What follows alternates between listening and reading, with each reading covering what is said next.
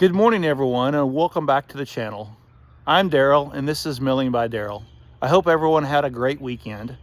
We got some rain over the weekend, much needed rain, and we're supposed to get some more rain throughout this week.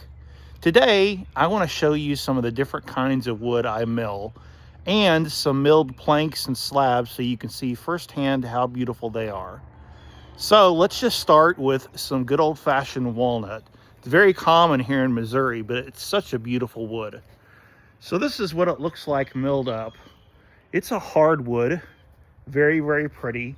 Now, this walnut is green, meaning it was cut this past summer, so it hasn't had a chance to really cure out yet.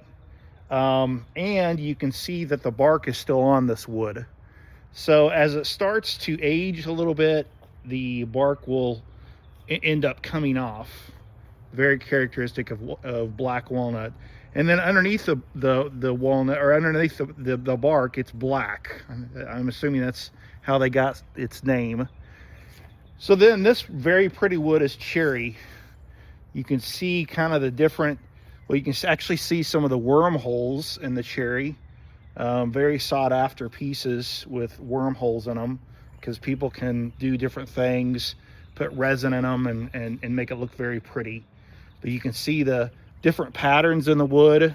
Here's some more cherry that I milled. Actually, I milled all this stuff this morning. And here's some more cherry through here. This was a bigger log that I did. And then hopefully everybody can guess what this is. This is cedar. Cedar is very unmistakable due to the beautiful red, almost purple type coloring. Here's some more cherry through here. And this is actually called locusts.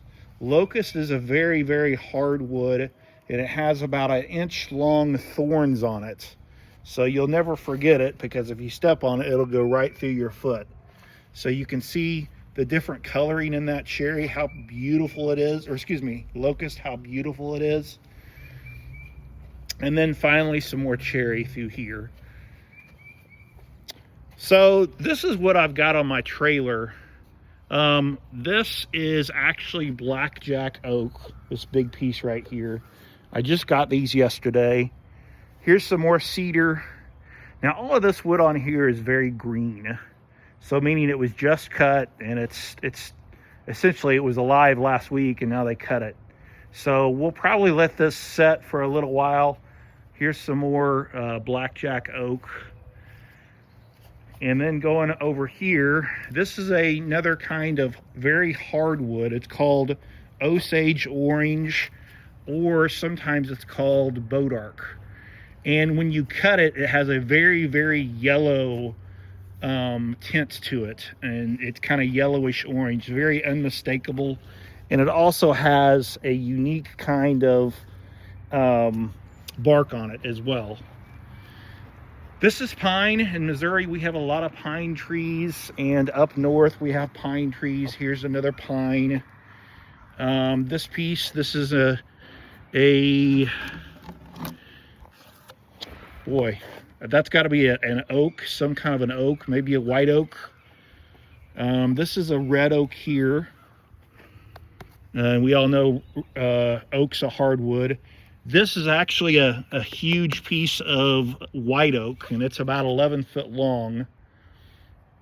Here's a big, huge piece of walnut, and actually it looks like somebody's clothesline grew into this walnut, and you can kind of see it went around this way. So I'm going to have to deal with that before I mill that up.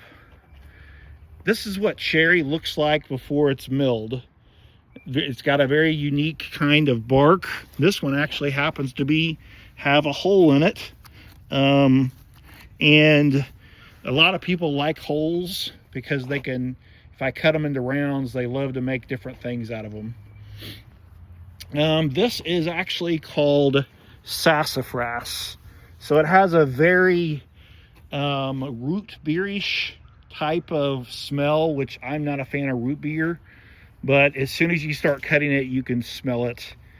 I'm not a big fan of that type smell, but I do have some sassafras. This is probably another piece of oak. It's hard to tell because it's so, or no, actually this is another piece of sassafras. I cut this tree down and it was still standing, but it was dead.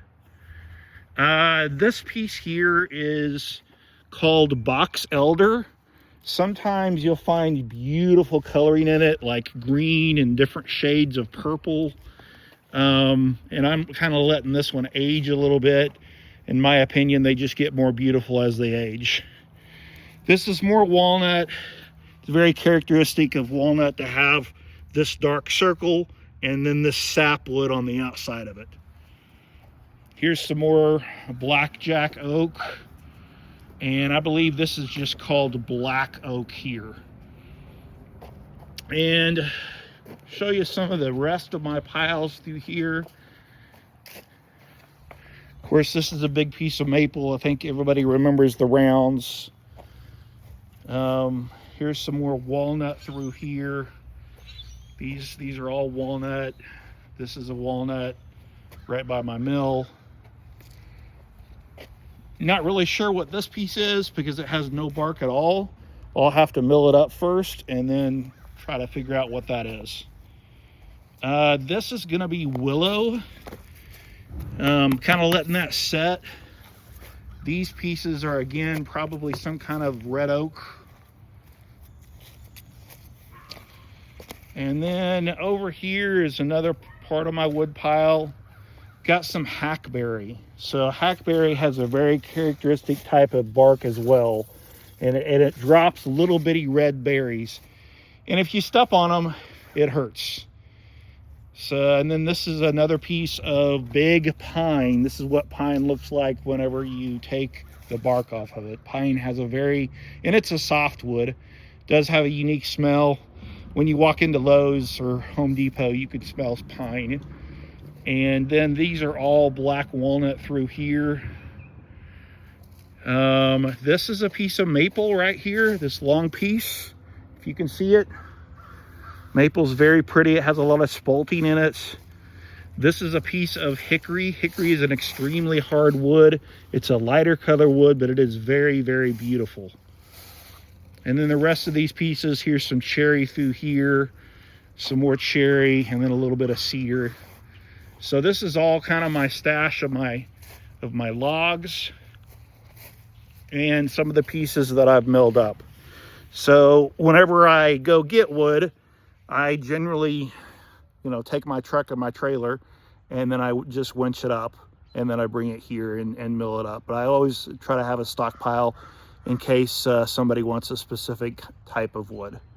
So I hope this gave you a little bit of education on the different types of wood. If I made a mistake, please put it in the comments, and I definitely want to take that feedback.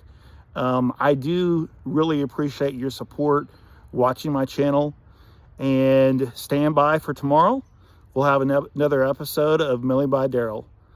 It's been a great day to mill, and we'll see you next time.